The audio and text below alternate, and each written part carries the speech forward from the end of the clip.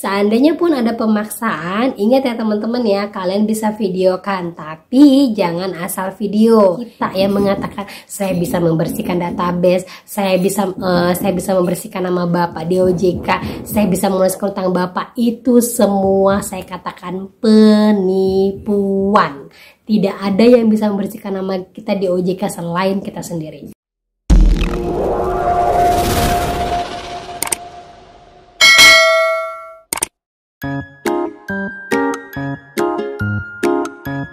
Halo, assalamualaikum warahmatullahi wabarakatuh.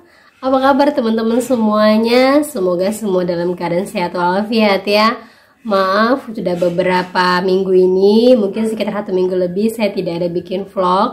Dan sampai saat ini juga kondisi saya belum begitu sehat untuk bikin vlog. Cuman yang saya paksain karena banyak banget dari teman-teman yang minta vlog terbaru saya, khususnya para subscriber saya yang mohon untuk update terbaru dari pinjol-pinjol yang sekarang sedang merebak. Nah, buat teman-teman semuanya, mohon maaf sebelumnya kalau suara saya mungkin agak sedikit kecil, tapi ini emang kondisi saya emang masih sangat belum begitu pulih. Saya harapkan semuanya mengerti dengan keadaan saya saat ini, dan kali ini saya akan membahas tentang pinjol investri yang membawa kuasa hukumnya untuk menagih para galbay-galbay yang membandel alias para pinjol-pinjol yang galbay. Nah, seperti apa?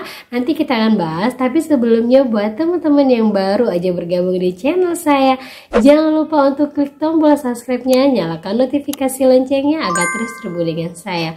Oke teman-teman, ini dia buat kalian.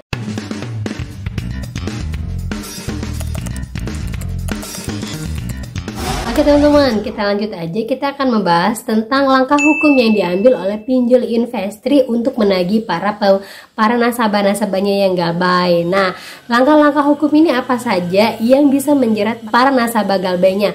Nah, buat kalian semuanya ya harus dipahami biar nantinya ini tidak merebak kepada pinjol-pinjol yang lain. Maksudnya gimana? Kalau sampai investri ini berhasil menggunakan kuasa hukumnya untuk kalian-kalian yang galbay, saya yakin semua DC-DC lapangan ataupun pinjol-pinjol yang lain juga akan mengikuti langkah dari investri ini. Jadi teman-teman harus pahami dulu ya, yang namanya pinjol legal bukan ilegal ya. Pinjol legal itu tidak ada hukum pidananya, yang ada hukum perdata. Jadi langkah hukum yang akan diambil oleh investri itu seperti ini.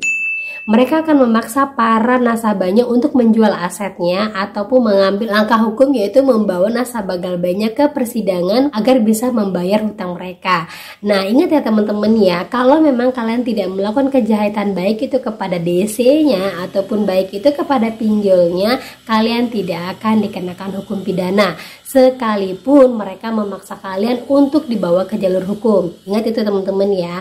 Nah, bagaimana kalau yang terjadi pada investri ini yang akan membawa ke ranah hukum, yaitu membawa DC lapangannya ke rumah kalian untuk menjual aset kalian? Ingat ya teman-teman ya, kalian punya hak untuk menolak DC apabila kalian diharuskan untuk menjual aset kalian. Seandainya pun ada pemaksaan, ingat ya teman-teman ya, kalian bisa videokan, tapi jangan asal video. Ingat ya, beritanya seperti ini. Nah, kita sebagai nasabah yang galbay tidak boleh sembarangan untuk memvideokan DC-DC lapangan secara diam-diam apabila dia melakukan tindakan-tindakan anarkis di rumah kita. Ini bisa dikatakan sebagai penyalahgunaan. Namun, hal ini bisa dibenarkan apabila anarkis yang dimaksud itu kalian memiliki saksi-saksi di belakangnya. Jadi kalian tidak sendirian. Misalnya ya, kalian ada di rumah bersama dengan anak-anak, orang tua ataupun juga dengan saudara, terus datang DC lapangannya bertindak anarkis, mengambil barang kalian, memaksa untuk menjualnya kan, dan uangnya akan diberikan untuk pinjol. Nah, kalian katakan kalian bisa menolak dan kalian dengan sengaja memvideokannya, tapi tidak disebarkan hanya sebagai bukti saja apabila nantinya kalian masuk ke dalam persidangan. Itu dibenarkan. Tapi kalau seandainya kalian memvideokan secara diam-diam, kemudian kalian menyebar luaskannya di media sosial, di TikTok, dimanapun, itu melanggar hukum UU ITE ya teman-teman ya. Sudah pernah saya jelaskan sebelumnya ya. Jadi tidak boleh sembarangan. Nah, kalau seandainya ada desa yang seperti itu di ke rumah kalian, kalian bisa menolaknya, kalian bisa panggil pejabat setempat seperti RT/RW. Kalau seandainya tidak ada RT/RW, kalian bisa minta tolong kepada tetangga. Kalau kalian tidak ingin menjualnya, kalian akan mempertahankannya, dan saya harapkan kalian tidak berjanji untuk kapan membayar pinjolnya. Gitu teman-teman ya. Jadi usahakan apapun yang akan dilakukan investri kepada kalian nantinya jangan sampai berhasil. Karena apa? Kalau sampai berhasil, hal-hal yang mereka gunakan untuk menjerat kalian, membawa kuasa hukum, menjual aset dan segala macam, nantinya akan diikuti oleh para pinjol-pinjol yang lain, akan diikuti oleh para desa-desa yang lain menyeret kalian. Jadi usahakan buat kalian semuanya, ayo tetap teguh. Kalau mau galbay, galbay aja. Kalau emang tidak mau jual aset, jangan jual aset. Saya ingatkan kepada kalian semuanya, kalau kalian yakin mau menjual aset kalian, dengan catatan apabila aset kalian dijual, hutang kalian lunas, silakan. Namun apabila kalau kalian sudah menjual rumah, menjual motor, menjual perhiasan, tapi hutang kalian tidak lunas, usahakan galbay dulu. Galbay dulu, perbaiki ekonomi dulu, nanti dulu, tunda dulu. Ingat kalian tidak sendiri ya, kalian tidak sendiri galbaynya. Jangan memaksakan diri, dan pernah saya ajari teman saya untuk tetap coba mencicil, walaupun bahasanya kalau kalian mencicil itu sebenarnya rugi, tapi demi untuk menghindari ancaman para DC ataupun sampai DC-nya datang ke rumah, kalian bisa mengatakan kalian sudah berusaha untuk mencicilnya. Itu sebagai senjata kalian sih ya sebenarnya teman-teman ya. Tapi kalau kalian kuat mental, usahakan jangan dicicil. Tapi kalau kalian mau mencicil sebagai pegangan kalian agar DC tahu bahwa kalian sudah berusaha untuk membayar, dan agar jangan dipermalukan sama DC, kalian tetap coba untuk mencicil. Jangan usah banyak-banyak lah ya, paling 100.000 atau 50.000 sebelum semampu kalian aja lah gitu ya. Dan juga buat teman-teman semuanya ya yang sekarang sedang booming, yaitu konser cosplay, yang sekarang pinjolnya naik, terutama pinjol ilegal yang banyak banget digunakan oleh para Gen Z.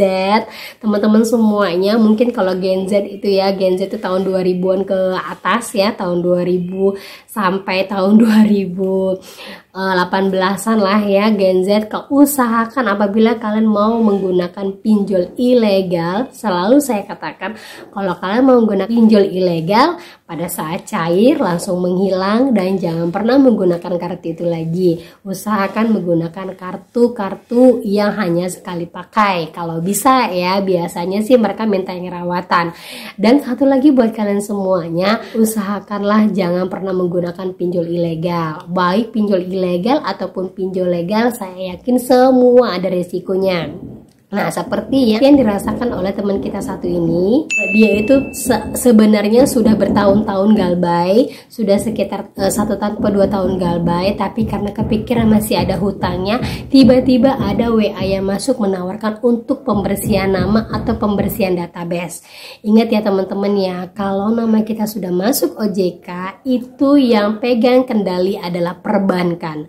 Hanya seorang hacker hebat seperti Bjorka level-level ke atas yang bisa membobol perbankan. Ya, ingat teman-teman ya, kalaupun ada anak kecil yang mungkin sering kita lihat, dia sering kita dengarkan dia bisa membobol NASA atau membobol Google, itu hanya 1 di antara 1.000.000 orang. Ingat teman-teman ya, 1 di antara 1.000.000 orang. Jadi kalau hanya selevel-levelan kita yang mengatakan saya bisa membersihkan database, saya bisa membersihkan nama Bapak di OJK, saya bisa melunaskan utang Bapak, itu semua saya katakan penipuan.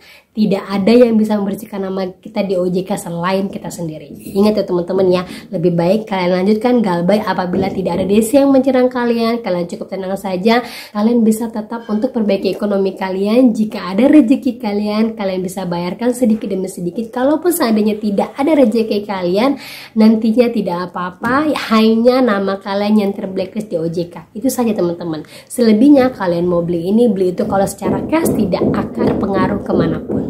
Gitu teman-teman ya. Ingat ya, tidak ada satu orang punya hanya selevelan kita yang bisa membersihkan nama kita di OJK. Hanya kita sendiri.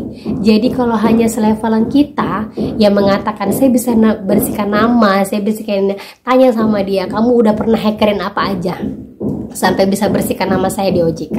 Gitu teman-teman ya. Kalau jawaban dia saya bisa pernah hacker ini, saya pernah hacker ini, cek langsung di Google, bener nggak? Gitu ya.